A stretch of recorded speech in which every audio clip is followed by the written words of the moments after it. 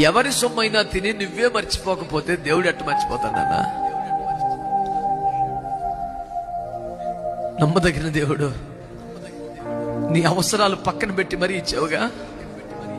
నీ ఒంట్లో ఓపిక లేనప్పుడు కూడా పరిచర్య చేసావుగా. నేను తినడం కన్నా ఇది దైవజనులు తినాలని పట్టుకొచ్చి పెట్టావుగా. నీ మనసులోని నా ప్రేమ, ఆ సమర్పణ మర్చిపోవటం అన్యాయస్తుడు కాదు. జ్ఞాపకం పెట్టుకుంటాడు. ఆయన ఒక్కసారి జ్ఞాపకం చేసుకుంటే 400 సంవత్సరాల బానిసత్వం తీరిపోయింది.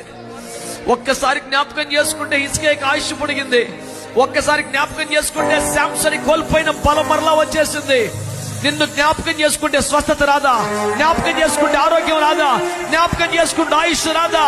జ్ఞాపకం చేసుకుంటే నీ డబ్బు తిరిగి రాదా? జ్ఞాపకం చేసుకుంటే ఏమి రాదు. ఒక్కసారి జ్ఞాపకం చేసుకో ప్రభు.